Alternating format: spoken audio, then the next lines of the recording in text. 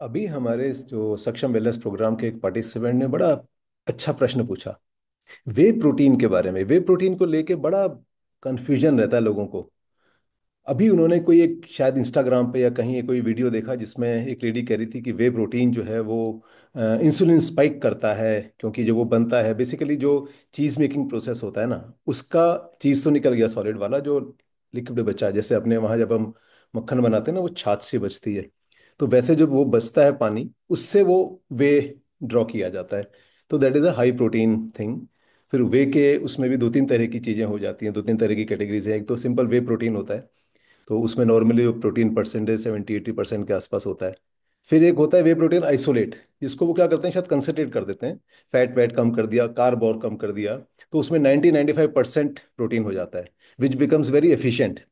फिर एक जो है, एक वे हाइड्रोलाइसेट करके कुछ होता है, जो काइंड ऑफ प्री, उसमें से कुछ पोर्शन समझ लीजिए कि प्री डाइजेस्टेड प्रोटीन है। तो उससे क्या है कि वो एक इंटरमीडिएट सी रीडिंग देता है, 80-85% के आसपास उसमें प्रोटीन पाया जाता है। तो जिनको प्रोटीन डाइजेस्ट करने में थोड़ी दिक्कत होती है, या किसी किसी को ना प्रोटीन से एलर्जी भी होती है, तो उसके लिए ये वाला जो हाइड्रोलाइसाइट वाला जो वे होता है वो रिकमेंड कर दिया जाता है। अब लेडी ने बड़ा एक प्रश्न पैदा किया उनके, हमारे जो पार्टिसिपेंट हैं उनके मन में, कि इंसुलिन स्पाइक करता है। अब हम इंसुलिन स्पाइक के ऊपर बहुत सारी बातें करते रहते हैं, खासतौर पे कार्ब के संदर्भ में, कि व्हेन यू ईट कार्बोहाइड्रेट, चाहे वो डायरेक्ट कार्बोहाइड्रेट आ रहे हैं आपके रोटी चावल किसी भी तरह के ग्रेन से, या राइस से, या शुगर से, तो बॉडी में ग्लूकोज ज़्यादा होता है। ग्लूकोज को मेटाबोलाइज करने के लिए पेनक्रियास इंसुलिन रिलीज करता है। वो एक पूरा साइकिल है, शुगर मेटाबॉलिज्म मैकेनिज्म का एक साइकिल होता है। तो इंसुलिन स्पाइक को नॉर्मली रिकमेंड नहीं किया जाता, कि उसको आप बचा के रखिए, इंसुलिन स्पाइक ना होने दीजिए। खाना ऐसे खाइए जिससे शुगर का क्वांटिटी ऐसे बढ़े, ना कि यूं बढ़े। तो उनका प्रश्न ये था। अब बड़ा इंटरेस्टिंग प्रश्न है। तो protein, yes, it leads to insulin spike, लेकिन प्रोटीन के इंसुलिन स्पाइक और कार्ब से होने वाले इंसुलिन स्पाइक में बेसिक अंतर होता है।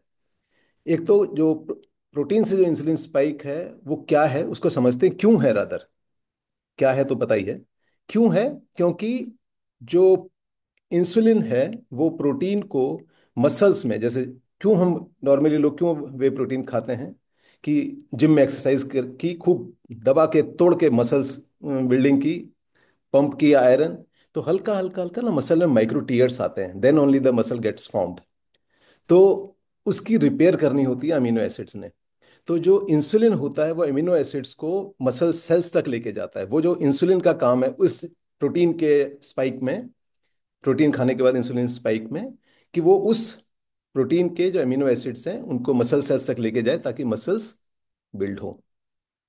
तो basic difference is it is not activating the sugar metabolism mechanism one, which is bad for us. और ये इसीलिए ये जो इंसुलिन स्पाइक है ये शॉर्ट लिव्ड भी होता है, बहुत ज्यादा देर के लिए नहीं चलता है। वो थोड़ा थोड़ा उसने मसल को दिया, दैट्स इट। तो शॉर्ट लिव्ड है, first difference. Purpose is very different, that is the second thing. And third, कि अगर हम प्रोटीन को थोड़ा सा इंटेलिजेंटली खाएं, यानी वे प्रोटीन को अगर इंटेलिजेंटली खाएं, और ऐसा नहीं कि वे प्रोटीन से ही इंसुलिन स्पाइक होता है। कोई भी अगर आप हाई प्रोटीन डाइट लेंगे, एक बारी में एक मील में अगर आप ज्यादा प्रोटीन खाएंगे, तो इंसुलिन स्पाइक होगा। This is the normal way of metabolising protein in your body, so nothing to worry about that, one. दूसरा, जैसे हम कार्ब को भी हम खाने के लिए बोलते हैं ना, कि नेकेड कार्ब मत खाइए, उसमें कुछ ना कुछ आप या तो चीज लगाइए, फैट लगाइए, कुछ उसके साथ खाइए, ताकि उसका स्पाइक थोड़ा थोड़ा ऐसे हो सके बजाय यूं जाने के। वही सेम प्रिंसिपल प्रोटीन के साथ भी है, कि जब आप प्रोटीन खा रहे हैं तो थोड़ा फाइबर थोड़ा फैट साथ में खा लीजिए। हाँ, प्रोटीन, बहुत लोग होते हैं जो प्रोटीन शेक बनाते हैं, तो उसमें क्या करेंगे, बनाना डाल देंगे। ना, banana already high GI high GL food है भाई, तो आप डबल जेओपार्डी क्यों कर रहे हो। तो आप एक तरफ से तो प्रोटीन, अच्छा खासा प्रोटीन है, एक शेक में आपने आपने फुल सर्विंग ली है, तो 20-25 ग्राम आप प्रोटीन खा रहे हो एक बारी में।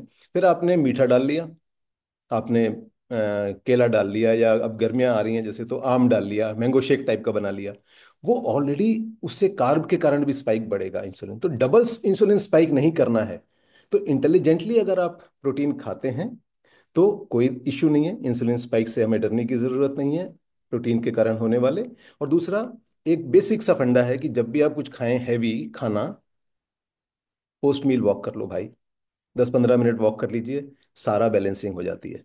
तो बिना डरे आप वे प्रोटीन खा सकते हैं, there is no such controversy. Though personally in our program we recommend कि कोई भी protein powder is the last resort when you are not able to take protein in a natural form.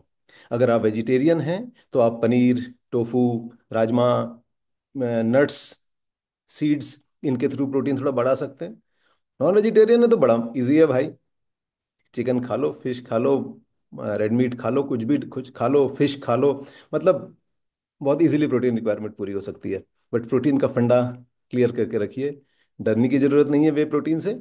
इससे good substitute for those people to fill the protein deficiency in the body, those who are not able to take protein in the natural form. So take care of yourself, be healthy, be happy.